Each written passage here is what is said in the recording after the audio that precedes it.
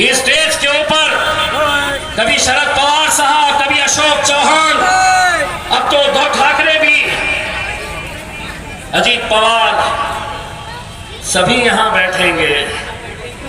हम सामने कुर्सियां बिछाने का काम, शतरंजियां उठाने का काम हमने सियासत के अंदर करते आए हैं। अब हमने उन्हें कही है, कुछ फर्ज निभाना बाकी है। रफ्तार में तेरे चलने से कुछ रूठ गए, कुछ छूट गए। रूठों को मनाना बाकी है, रोतों को हंसाना बाकी है।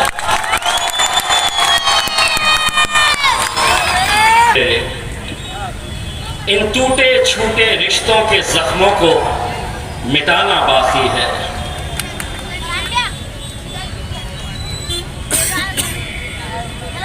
अभी कुछ और इम्तिहान बाकी है, कुछ काम भी और जरूरी है। जिंदगी की उलझी पहेली को पूरा सुलझाना बाकी है। मरना सबको है दोस्तों, जब सांसों का थम जाना है तो क्या खोना क्या पाना है। पर मन के जिद्दी बच्चे को ये बात बताना जरूरी है, आहिस्ता चल जिंदगी, अभी कहीं कर्ज चुकाना बाकी है। कुछ दर्द मिटाना बाकी है, कुछ फर्ज निभाना बाकी है।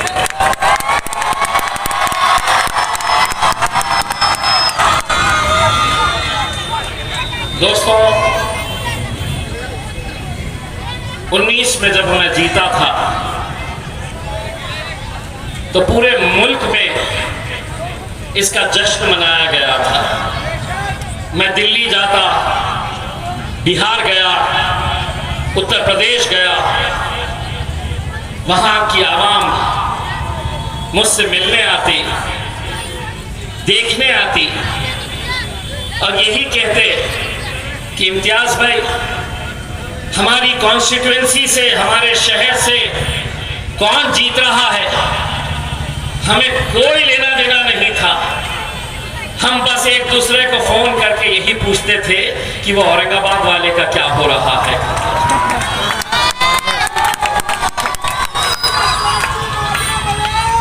दोस्तों, रमजान के इस मुबारक महीने में मोतीवाला की मस्जिद में, बेरी बाग में एक मौलाना आते हैं, बुजुर्ग शख्स, बहुत अच्छी दुआ पढ़ते हैं। मैं जाता हूं उनकी दुआ लेने के लिए। इस बार भी जब गया, उन्होंने मुझे खूब दुआओं से नवाजा।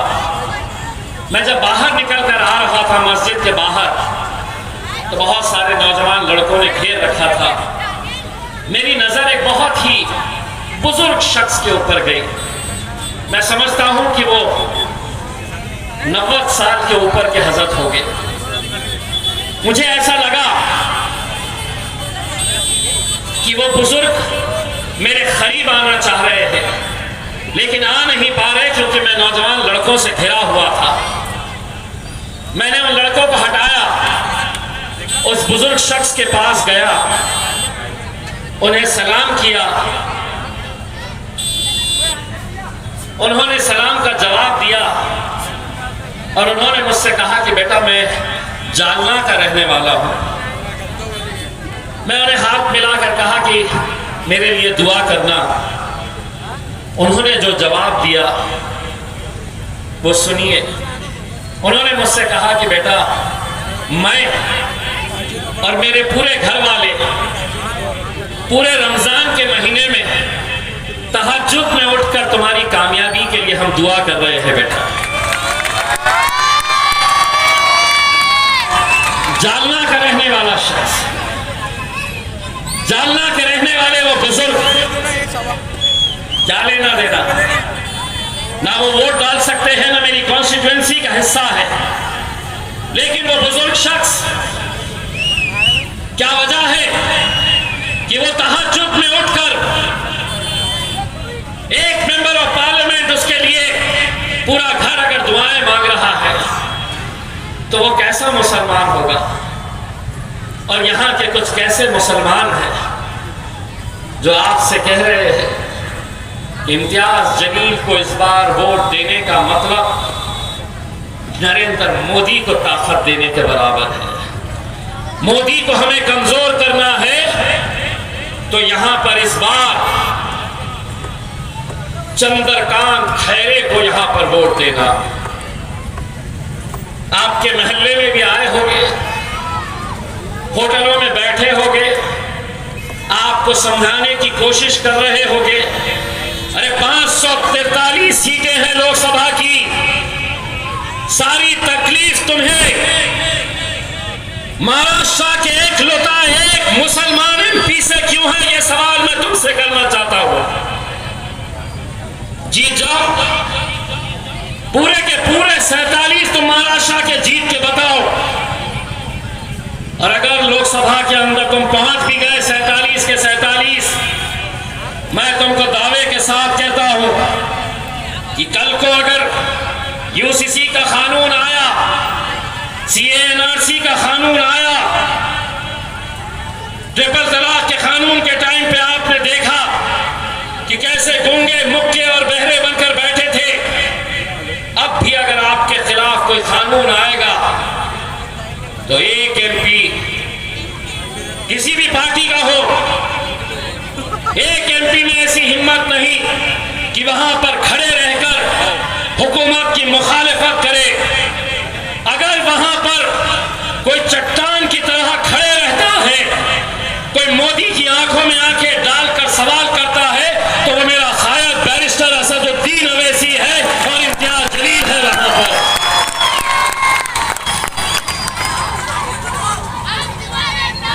शर्म नहीं आती है, शर्म नहीं आती है। बाबरी मस्जिद की शहादत के अंदर जिसने बड़े फख्र से कहा था कि हां हमने मेरे मस्जिद गिराई है, बयान है उसका, और यहां के मुसलमान उसे कंधे पर बिठाकर मतदान उसे करो। क्यों? तुम हिरवा साहब नहीं है क्या? हिरवा साहब किसे कहा गया था? तुम्हें एक ये है, दूसरे साहब बहुत पैसा आया है मार्केट में, गरीब बस्तियों में हमारे कुछ लोगों को पकड़ा गया है कि ये लो पैसा, जाओ गरीब बस्तियों में गरीबों के वोटर आईडी कार्ड लो, उनके उंगली के ऊपर वोटिंग का निशान लगाओ। वोटर कार्ड इलेक्शन के एक दिन बाद तक उनके पास रहेगा, उसके बदले में तुम्हें पैसा दिया जाएगा। पैसा कितना? किसी को 500, किसी को 1000, किसी को 1500, या ज्यादा से ज्यादा। बच्चों को तो इतने पैसों से खरीदने के लिए निकला है।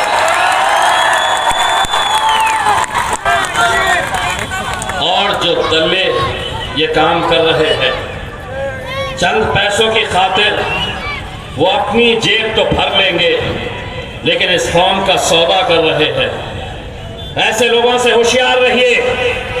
मैं आपको बताता हूं, इस इलाके के अंदर भी, इस इलाके की बात कर रहा हूं, 13 तारीख के दिन आपको खुद महसूस होगा कि किसने लाया है वो हराम का पैसा, जो यहां पर ये कोशिश करने वाला है कि इसके वोट बढ़ जाए, इनके वोट बढ़ जाए, या ऐसी कोशिश कि यहां का माहौल गड़बड़ा जाए ताकि हमारी माएं और बहनें वोट डालने के लिए बाहर ना निकले,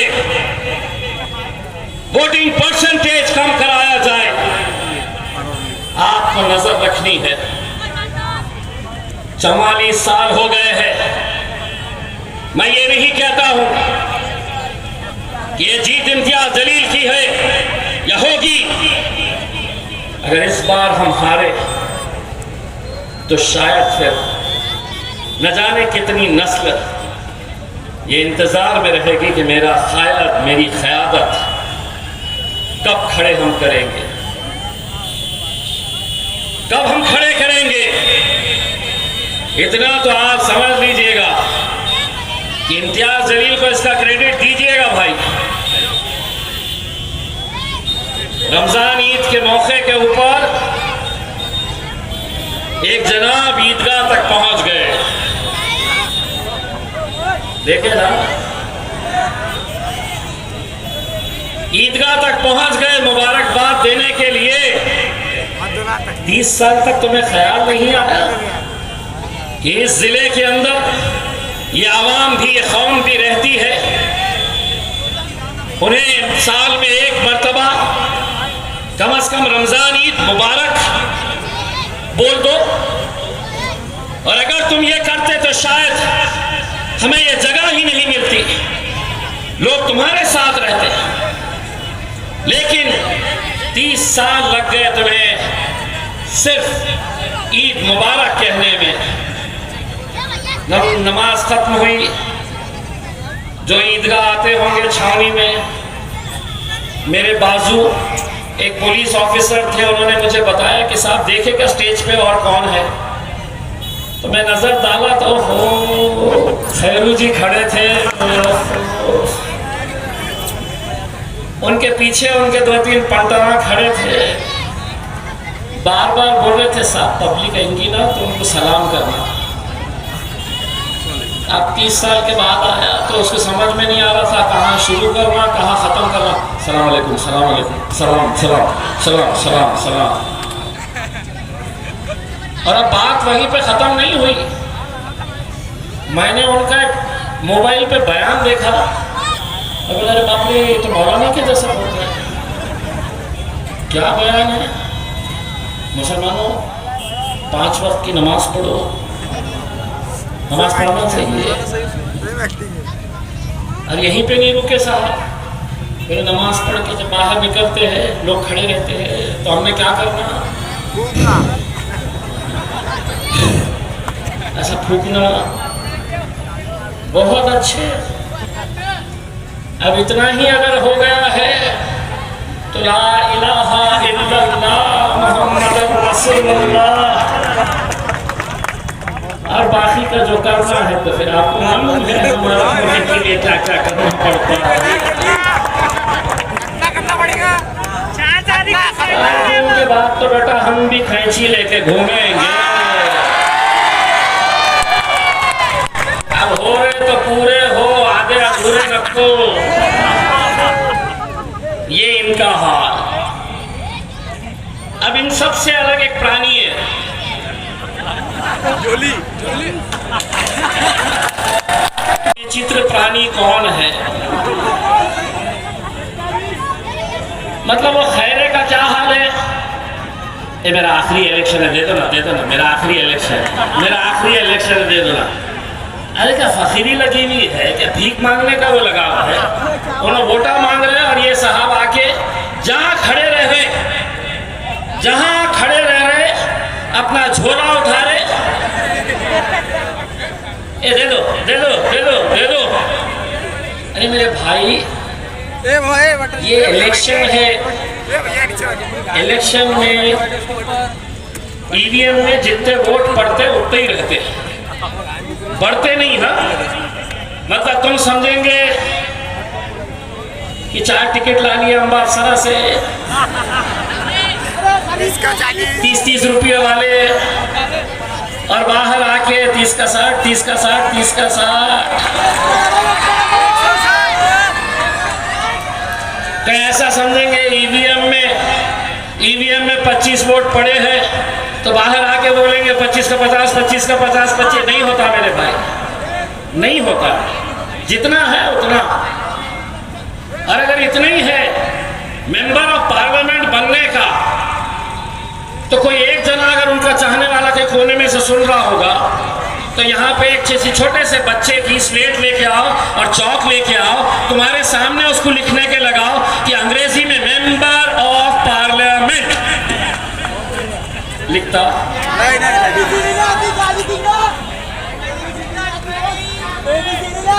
आप लोगों ने मजाक बना दिए हैं। अरे कानून बनाए जाते हैं, वहां पर कानून तय किए जाते हैं कि नौजवानों के ताल्लुक से क्या कानून बनाए जाएंगे।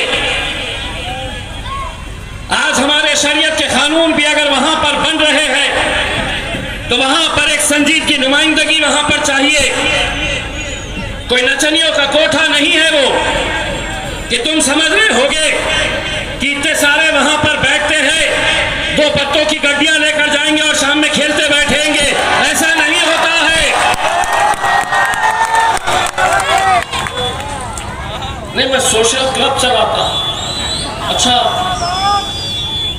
अल्लाह रसूल की बातें, जुआ, सारे 2 नंबर के धंधे, और बोल रहे हैं कि मेरा मुकाबला खैरे से नहीं, घुमरे से नहीं। मेरे राजा इलेक्शन लड़ रहे ना, एक आध मरतबा अपने भाषण में भुमरे को भी टारगेट करो, खैरे को भी पकड़ो। जहां उठे सुटे 300-300, 500-500 रुपए वाले 2 यूट्यूब वाले को बुलाते, ले मेरा इंटरव्यू ले। आज मैं इम्तियाज जलील को और देता हूं, सुबह दोपहर शाम बस इम्तियाज जलील, इम्तियाज जलील, इम्तियाज जलील। अब तो उनके कोई घर वाला बोल रहा था, एक दिन रात में नींद में से उड़ गए, बोले इम्तियाज आया करते हैं।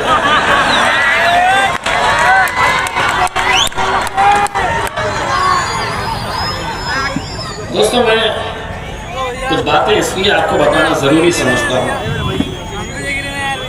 कि एक क़यादत जब आपकी खड़ी होती है, बाहर थे, पुलिस से भागते फिर रहे थे। क्यों? क्योंकि उन्होंने उस्मानाबाद के किसी चौक के अंदर टीपू सुल्तान, हजरत टीपू सुल्तान की जयंती के मौके के ऊपर उन्होंने एक झंडा लगाया। दूसरे दिन शिवसेना वाले, बजरंग दल वाले, वीएचपी वाले वहां पर गए, उस झंडे को निकाल कर फेंका और उस झंडे की जगह उन्होंने अपना झंडा लगाया। माहौल खराब हो गया, गड़बड़ाने लगा।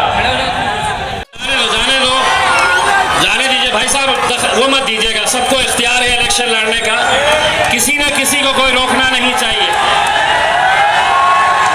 किसी न किसी को, बैठ जाइए आप लोग, बैठ जाइए।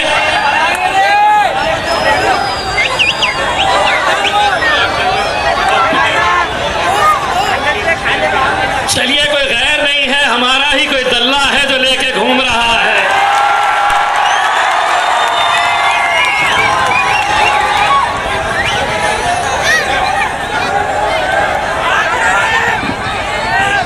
ये प्रॉब्लम क्या है मालूम क्या? हम जरा से शरीफ क्या हो गए तो ये साले समझते हैं कि हम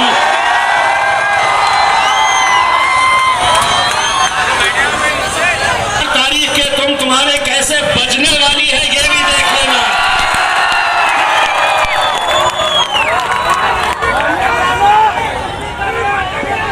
भाइयों, ये पैदा होता है, अगर इस माइका लाल के अंदर इतनी हिम्मत है कि वो चंद्रकांत खैरे को कटकर गेट के अंदर लेकर आया, तो ये कौम का भड़वा है, दलाल है ये।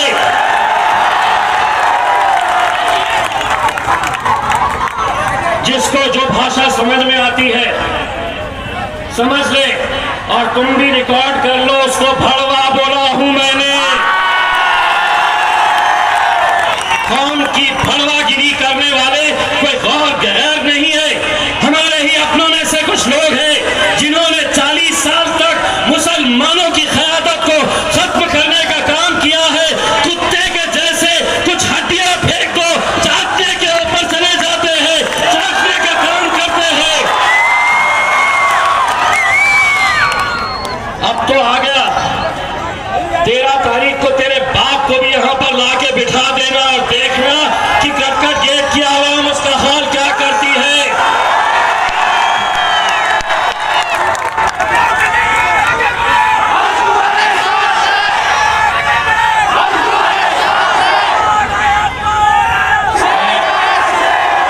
मेरे भाइयों, हमें बहुत, एक हम सबको ये समझना चाहिए कि इम्तियाज जलील अगर आज नतीजे अगर हमारे हक में नहीं आते हैं, भाई साहब नीचे बैठ जाइए, आप नीचे बैठ के बोर्ड भी नीचे करें, तो ये किसकी हार, क्या वजह है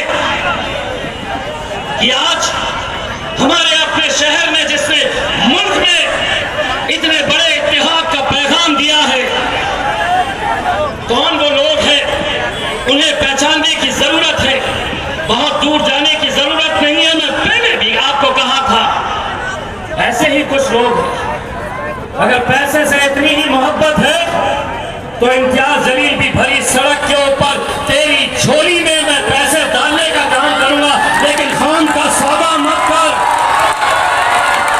मत करो खान का सौदा। कोई नहीं आने वाला, कोई नहीं आने वाला हमारा पुरसाने हार लेने के लिए मेरे भाइयों, कोई नहीं आने वाला। ये तो अल्लाह ने ये मौका दिया कि हम अपनी नुमाइंदगी वहां तक पहुंचा चुके हैं। बस आप लोगों से इतनी इल्तिजा करना चाहूंगा कि 13 तारीख के दिन आप सभी ने अपनी जिम्मेदारी समझिए, एक एक वोट की कीमत क्या होती है, ये बात को समझिए मेरे भाई।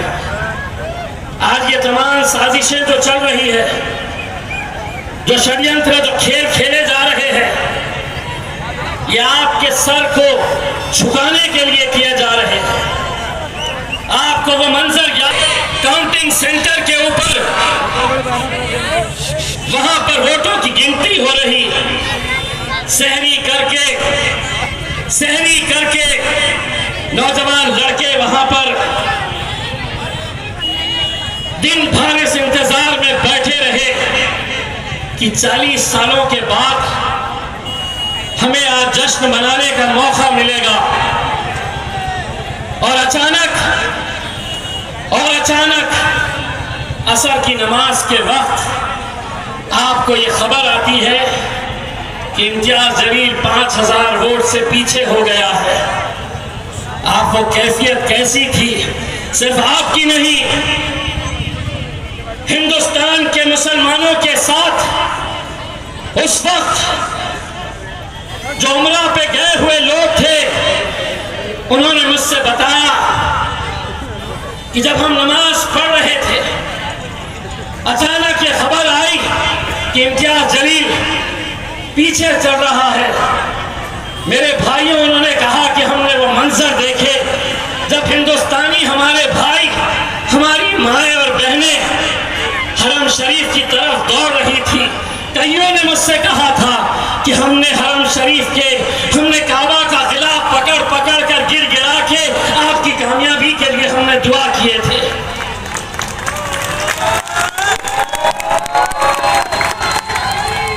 और आज ऐसा क्यों हो रहा है मेरे भाई?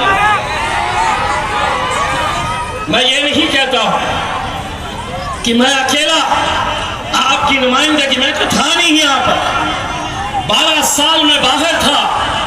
क्यों आपने अपनी क़यादत खड़े नहीं कर पाए? क्यों? 2014 के अंदर यही वो लोग थे जिन्होंने इलेक्शन से एक रात पहले अखबार छापे थे, उर्दू में एक अखबार छापकर नौजवान लड़कों को दिए थे कि जाओ रहमानिया कॉलोनी में, कटकट गेट में, किरारपुरे में, बेरी बाग में ये अखबार बांटो।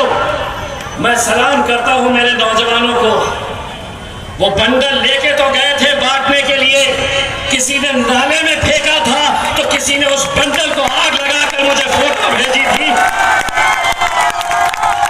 और मुझसे कहे थे कि इम्तियाज भाई हम आपके साथ धोखा नहीं करेंगे करके। वो जज्बा था। 2019 के अंदर यही चंडाल चौकड़ी, घरों में, अस्पतालों में मीटिंग लगा रहे हैं, अभी भी चल रही होगी। ये फोटो जाएगी तो यकीनन रेट बढ़ने वाला है और पैसा छोड़ना पड़ेगा। यही लोग थे, नहीं आ सकती सीट, आने का सवाल ही नहीं पैदा होता है। कैसे आते? मेंबर ऑफ पार्लियामेंट बनना इतना आसान है क्या? आपको हिसाब किताब बताते, वो हिसाब जमीन पर करते थे। अल्हम्दुलिल्लाह मेरा हिसाब मेरा रब करता है, मेरा अल्लाह करता है।